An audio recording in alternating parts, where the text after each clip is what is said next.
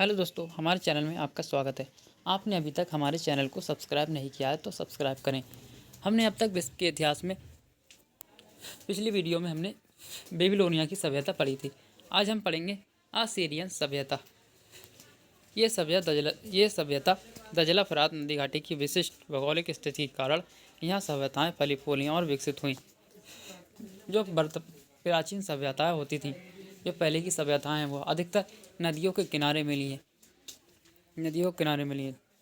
दजला फरात नदियों का उर्वर क्षेत्र अपनी उर्वरता के कारण विभिन्न जातियों के आकर्षण का केंद्र बना। जो दजला फरात की नदी के किनारे नदियों के पास जो लोग रहते थे, यहाँ का जो क्षेत्र था, उसकी यहाँ की जो भूमि थी, वहाँ पर की उर्वरता बहुत अच्छी थी। वहाँ पर फसलें उगाने के लिए बहुत ही अच्छी मिट्टी पाई जाती थी। इसके परिणाम स्वरूप यहाँ पर लोग आकर बसने लगे और यहाँ पर जिससे अपना जीवन सुख से बिता सकें। परिणाम स्वरूप यहाँ विभिन्न जातियों के लोग आकर बसे और उन्होंने अपनी सभ्यता और संस्कृति का विकास किया। सेमिटिक जाति ने दजला फरात के नदी के तट पर अपना आधिपत्य स्थापित कर अस्सुर नामक नगर की स्थापना की। अस्सुर नामक नगर की स्थापना किस जाति ने की थी? तो सेमिटिक जाति ने। ये कहाँ पर था? ये नगर दजला फरात नदी के तट पर। इसी नगर के नाम से इस सभ्यता को असीरियन की सभ्यता के नाम से जाना जाता है। असीरियन साम्राज्य की स्थापना शक्ति के बल पर की गई थी।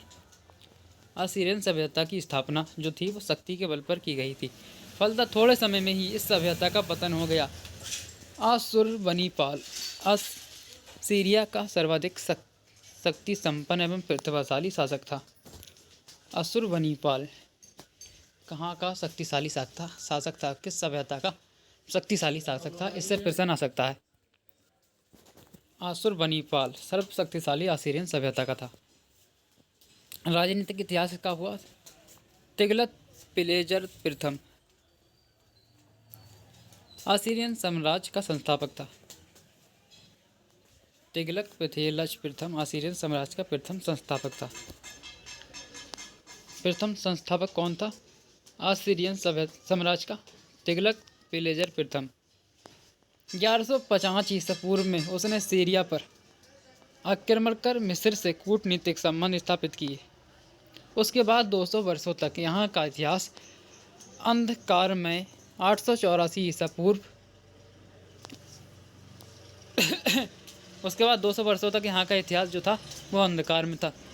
884 ईसा पूर्व से 859 ईसा पूर्व तक अश्शुरनासिरपाल यहाँ का शासक रहा और इस साम्राज्य का पहला महान शासक सारगोन प्रथम था। सारगोन द्वितीय था।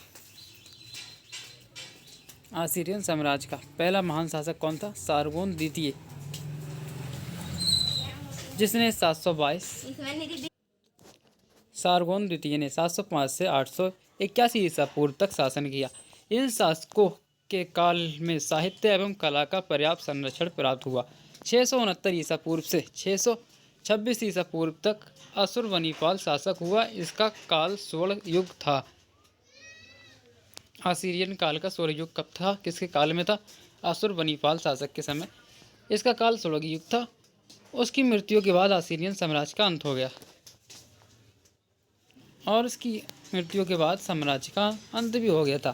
शासन व्यवस्था कैसी थी असीरियन सभ्यता की? शासन की केंद्रीय शक्ति राजा में निहित होती थी। प्रजा राजा को ईश्वर का प्रतिनिधि मानती थी। असीरियन साम्राज्य की स्थापना सेना व शक्ति के बल पर हुई थी। राजा स्वेच्छाचारी एवं निरंकुश होता था। शासन में कुशल संचालक के लिए राज्य को इकाइयों में विभक्त किया गया था।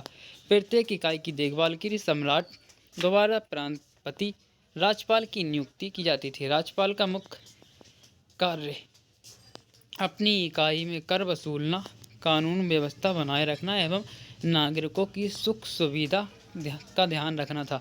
असीरियन लोगों का सैन्य संगठन दृढ़ था। इनकी सेना अपने सैन्य संचालन एवं संगठन के लिए विख्याति थी। असीरिया का दंड विधान अत्यंत कठोर था। अपराधी को कठोर सजा दी जाती थी। असाधारण अपराधों के लिए मृत्युदंड दिया जाता था। असाधारण जो अपराध थे उनके लिए भी मृत्युदंड दे दिया जाता था। इतना कठोर दंड था। यहाँ का सामाजिक जीवन कैसा था? आसीरियन सभ्यता का सामाजिक जीवन। आसीरिया का समाज बेबीलोन के समाज की भांति मुख्य रूप से 3 वर्गों में विभक्त था। जैसा बेबीलोन का समाज 3 भागों में विभाजित था, वैसे ही आसीरिया की सभ्यता में भी समाज 3 वर्गों में विभाजित था। उच्च वर्ग, मध्य वर्ग और निम्न वर्ग। जो निम्न वर्ग आता था वो दास वर्ग या दास वर्ग कहते हैं। उच्च वर्ग में शासक, सामंत, पुरोहित, राज के उच्च अधिकारी आते थे।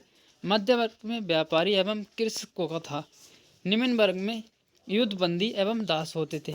आसीरिया में दासों के साथ क्रूर एवं अमानवीय व्यवहार किया जाता था। आसीरिया के समाज में स्त्रियों की दशा भी संतोषजनक न थी। दहेज प्रथा, वेश्यावृत्ति आदि कुप्रथाएं भी समाज में प्रचलित थीं। आसीरिया के निवासियों का खान पान, वेशभूषा एवं मनोरंजन के साधन लगभग बेबीलोनिया के ही समान थे। जो खान पान था, वेशभूषा था, मनोरंजन था, ये सभी बेबीलोनिया की सभ्यता की तरह थे। आर्थिक जीवन। आसीरिया के लोगों का आर्थिक जीवन। आसीरिया के निवासियों का मुख्य व्यवसाय कृषि था। कृषि कार्य के लिए राजकीय सुविधाएं भी प्रदान की जाती थी। आसीरियन शासक सेनाक्रीब ने सिंचाई के लिए एक पक्की नहर निर्मित करवाई थी। कृषि कार्य के लिए राजकीय सुविधाएं प्रदान की जाती हैं। आसीरियन शासक सेनाक्रीब ने सिंचाई के लिए एक पक्की नहर निर्मित करवाई थी। इससे प्रश्न आ सकता है। आसीरियन सभ्यता में सिंचाई के लिए पक्की नहर का निर्माण किसने करवाया था? किस शासक ने करवाया था आसीरिया की सभ्यता में? तो उसका नाम है सेनाक्रीब। आसीरियन कृषक गेहूं, जौ, कपास, जैतून और अंगूर पर्याप्त मात्रा में पैदा करते थे। कृषि के साथ साथ इस सभ्यता के लोग विभिन्न प्रकार के उद्योग धंधे भी करते थे। उद्योगों को भी राजकीय संरक्षण प्रदान किया जाता था। आसीरियन व्यवसायी बड़े बड़े समूह काफिला बनाकर सुदूर देशों के साथ व्यापार किया करते थे। धनी वर्ग के लोग ब्याज पर ऋण प्रदान करते थे। और यहाँ का धार्मिक जीवन के बारे में पढ़ लेते हैं। धार्मिक जीवन। आसीरियन निवासियों की धर्म में आस्था थी। असुर उनका प्रमुख देवता था। स्तर युद्ध देवी के रूप में पूजा की जाती थी। आसीरियन फिर से पढ़ लेते हैं एक बार। धार्मिक जीवन। आसीरियन निवासियों की धर्म में आस्था थी। असुर उनका प्रमुख देवता था। स्तर नामक देवी असुर देवता की पत्नी थी। स्तर नामक देवी थी, असुर देवता की पत्नी मानी जाती। स्तर नामी जो देवी थी असुर देवता की पत्नी माना जाता है। असुर देवता की पत्नी माना जाता था उसे। आसीरियन निवासी असुर देवता को संपूर्ण ब्रह्मांड का निर्माता एवं युद्ध के स्वामी के रूप में पूजते थे। स्तर युद्ध देवी के रूप में पूजा की जाती है। स्तर युद्ध देवी के रूप में पूजा की जाती थी। आसीरियन बहुदेववादी थे। यहाँ के लोग सामांस, मायक, नुस्कू एवं सिन नामक अन्य देवों की उपासना करते थे। ऐसा संकेत प्राप्त होता कि आसीरियन के लोग जादू टोना, भूत प्रेत में विश्वास करते थे। स्वर्ग लोक एवं नरक लोक में इनका विश्वास था। साहित्य। अब आसीरियन सभ्यता का साहित्य भी देख लेते हैं। आसीरियन शासकों की साहित्य में गहरी रुचि थी। उन्होंने बेबीलोनिया साहित्य को सुरक्षित रखा और साथ ही इतिहास, धर्म व ज्योतिष से संबंधित विभिन्न ग्रंथों की रचना की। इस काल में महान शासक अशुरबनीपाल ने साहित्यिक ग्रंथों की सुरक्षित रखने के लिए एक विशाल पुस्तकालय का निर्माण करवाया। इस पुस्तकालय में लगभग 30,000 पुस्तकें, मिट्टी की तख्तियों को संग्रहित किया जाता है। 30,000 पुस्तकों को संग्रहित कराया है, जिसमें मिट्टी की तख्तियाँ पे लिखा हुआ इतिहास भी था। पुस्तकालय का निर्माण। आसीरियन की सभ्यता में पुस्तकालय का निर्माण किसने करवाया? अशुरबनीपाल शासक ने। इसने कई महत्वपूर्ण कार्य करवाए थे, इसको आप ध्यान रखें। विज्ञान।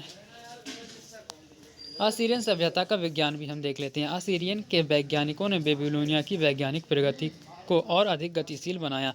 असीरियन लोगों ने ग्रह, नक्षत्र और तारों का अध्ययन कर फलिता ज्योतिष का विकास किया।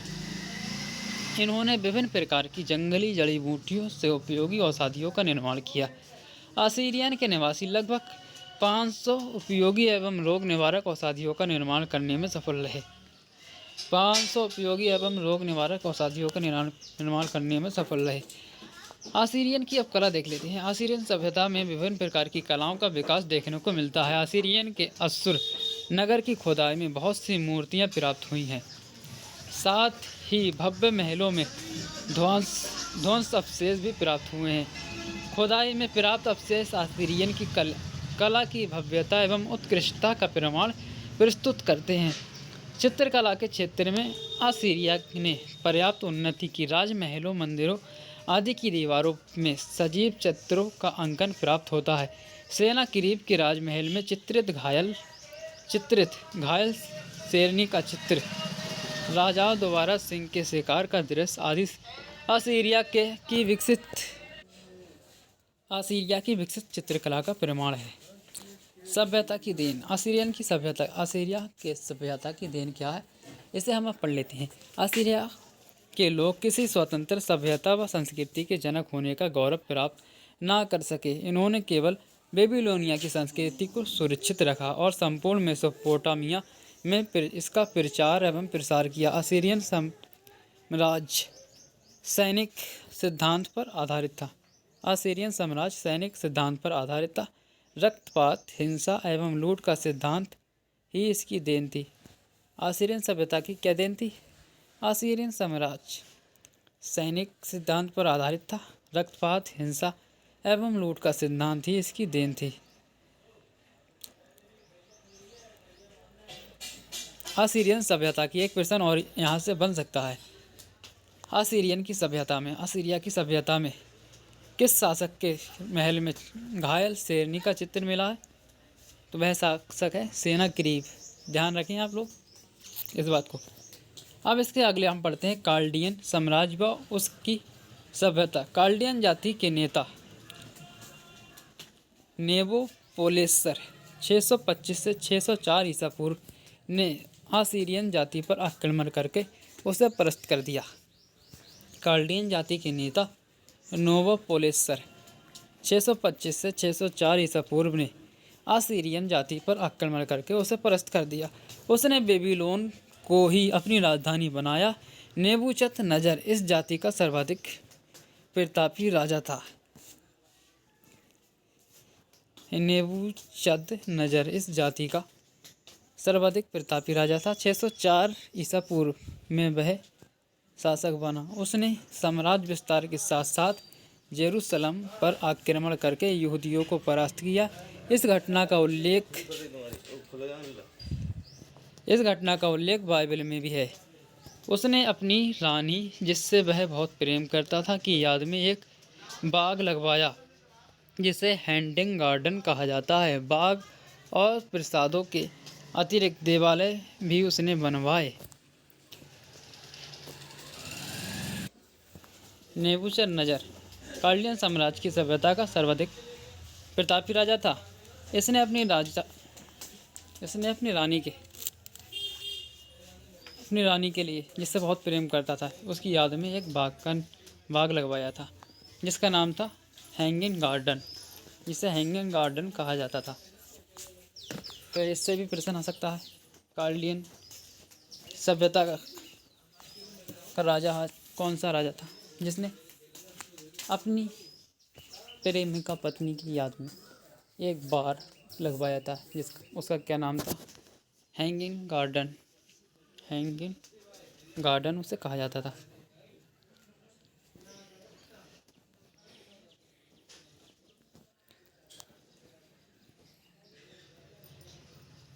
काल्डियन सभ्यता का धर्म में क्या विश्वास था, आइए पढ़ते हैं इसके बारे में। काल्डियन शासक मार्दुक को ही अपना सर्वोच्च देवता स्वीकारते थे। काल्डियन शासक मार्दुक को ही अपना सर्वोच्च देवता स्वीकार करते थे। वे सभी भाग्यवादी थे। इस प्रकार काल्डियन शासकों का कोई नया धर्म नहीं था, वह अपने को बेबीलोनिया वासियों का वंशज मानते थे अतः उन्होंने बेबीलोनिया की संस्कृति को पुनर्जीवित करने का प्रयास किया। और यहाँ का विज्ञान, काल्डियन सभ्यता का विज्ञान कैसा था? ये लोग अंधविश्वासी नहीं थे, इसलिए इस काल में विज्ञान की सर्वाधिक उन्नति हुई। 7 ग्रहों को देवता मानकर उसकी उपासना करने लगे। तारामंडल को उन्होंने 12 भागों में विभक्त किया। तारामंडल को उन्होंने 12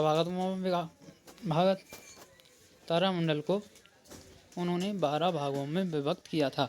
साम्राज्य का अंत। नेबूचरनजर के बाद उसके उत्तराधिकारी उसी की तरह योद्धा नहीं थे।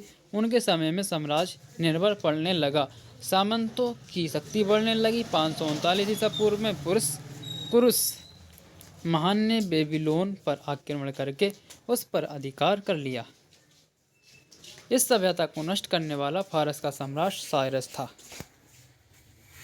काल्डियन साम्राज्य का अंत किस शासक ने किया था? साइरस। फारस का सम्राट साइरस ने इसने इस सभ्यता पर आक्रमण कर लिया था। कुरुस महान ने बेबीलोनिया पर आक्रमण करके उस पर अधिकार कर लिया था। इस सभ्यता को जो नष्ट करने वाला शासक था वह था साइरस। ये फारस का रहने वाला था। इसकी आगे वीडियो में हम पढ़ेंगे मेसोपोटामिया की सभ्यता। आपने अभी तक हमारे चैनल को सब्सक्राइब नहीं किया है तो सब्सक्राइब करें। हम इसके इतिहास में सभी सभ्यताओं को एक एक करके पढ़ेंगे।